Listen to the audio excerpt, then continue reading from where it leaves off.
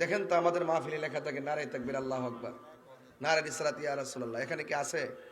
নাই। কেন থাকবে না? কেন? অতিথির নাম দিবেন, বক্তার নাম দিবেন, এত সুন্দর চেয়ার দিবেন, প্যান্ডেল দিবেন, সাজাইবেন, আর যার নামের আলোচনা হবে। আপনি একটা রাজনৈতিক দলকে, আপনার দলের নাম কি? বিএনপি, বাংলাদেশ ন্যাশনাল পার্টি, ঠিক কিনা বলেন? তা আপনি এটা ব্যবহার করছেন না। আমি দাওয়াতি মানে বাংলাদেশের চেয়ারম্যান বলছে, আমি চেয়ারম্যান, আমাকে চেয়ারম্যান বলছে সংগঠন। আর আমরা যেই নবীর আলোচনা করবো, যে আল্লাহর আলোচনা করবো, ওয়াহাদানিয়াতের স্লোগান দিব আল্লাহু আকবার, রিসালাতের স্লোগান দেব ইয়া রাসূলুল্লাহ, এগুলো আর চলবে না। ওয়াহাদানিয়াতের স্লোগান হলো লা ইলাহা ইল্লাল্লাহ, রিসালাতের স্লোগান হলো মুহাম্মাদুর রাসূলুল্লাহ। কথা বলেন ঠিক কিনা বলেন? যার নামের আলোচনা হবে, যার নামের শান গাওয়া হবে, যার নামের জিকির করা হবে, যার নামের বন্দনা গাওয়া হবে, সেই স্লোগান দিতে আপনার হীনমন্যতা কেন? এগুলো দূর করতে হবে। হাতে হাত রাখুন, কাঁধে কাঁধ রাখুন, ইনশাআল্লাহ রাজপথ থেকে সংসদ পর্যন্ত উলামায়ে কেরাম কাঁপায়া দেব। কথা বলেন ঠিক না বেঠিক?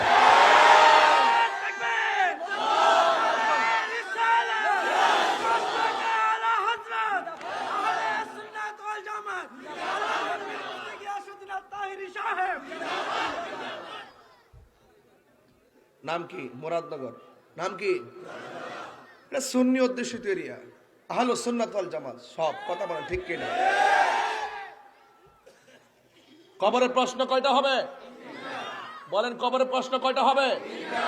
এক নম্বর কি? রব মার রব্বুকা, তোমার রব কে? তাহলে স্লোগান তো আল্লাহরই দিমু। দুই নম্বর স্লোগান হলো ওয়ামা দীনুকা, তোমার ধর্ম কি? ইসলামটা আমাদেরকে আনছে কে? আল্লাহ না দিছে। ইতিহাস বুঝেন আপনারা?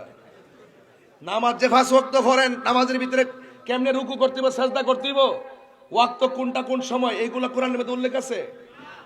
রাসূল বলেন সল্লু কামা রাআইতুমুনি উসাল্লি, তোমরা এমন ভাবে নামাজ পড়ো যেমন ভাবে আমি নবী নামাজ পড়ি।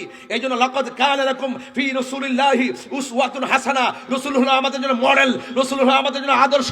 ওয়া রাফা'না লাকা যিকরাক, নবীর সম্মান আল্লাহ বাড়িয়েছেন। ইয়া আইয়ুহাল মুজাম্মিল, আল্লাহ বলেন হে কম্বল ওয়ালা, ইয়া আইয়ুহাল মুদাসসির, হে চাদর ওয়ালা, ওয়ালা সাওফা ইউতিকা রাব্বুকা ফাতারদা, হাশরের মাঠে আমি আল্লাহ আপনাকে এমন দেওয়া দিব, আপনি সন্তুষ্ট হয়ে উম্মতকে নিয়ে জান্নাতে চলে যাবেন। সেই নবীর প্রশ্ন কবর আছে না নাই? ওয়ামা কুনতা তাকুলু ফি হাক্কি হাযা রাজুল, ওয়ামা কুনতা তাকুলু ফি হাযা রাজুল মুহাম্মদ, মুহাম্মদ সম্পর্কে তুমি কি বলতে? তাহলে কবরে নবীর প্রশ্ন আছে না নাই? এখানে নবীর স্লোগান দিতে অসুবিধা কোথায়? ওয়ামা দীনুকা অর্থ কি? এই শিপন ভাই কো, আমার দিকে তাকাইতেন না মাঝে মাঝে? কবরে প্রশ্ন হলো ওয়ামা দীনুকা, তোমার ধর্ম কি?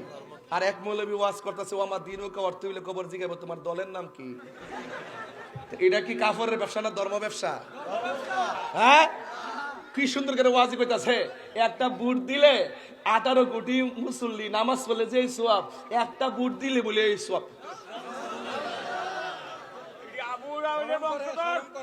কি আপনারা এগুলো শুনেন না? এগুলো আপনি এতদিন পরে বুঝছেন তো যে তাহিরি কে আর তারা কে? আমরা কিন্তু বারবার বলছি, দেখেন ধর্ম একটা সুমহান জায়গা, ভালোবেসে সবকিছু করতে হবে। কিন্তু আপনি কাউকে অপব্যাখ্যা করে, মিসগাইড করে আমাদের মানুষকে বিভ্রান্ত করবেন, ধর্মের জায়গা থেকে সেটা আমরা হতে দিব না। আপনি রাজনীতির ভাষায় কথা বলেন, এটা ভিন্ন জিনিস। কিন্তু ধর্মকে ব্যবহার করে নিজের স্বার্থ সিদ্ধি হাসিল করার জন্য যারা ধর্মকে পুঁজি করে, যারা আমাদের ধর্মকে কলুষিত করে, আমাদেরকে প্রশ্নবিদ্ধ করতে চায়, এদেরকে বলবো মুখে লাগাম দেন।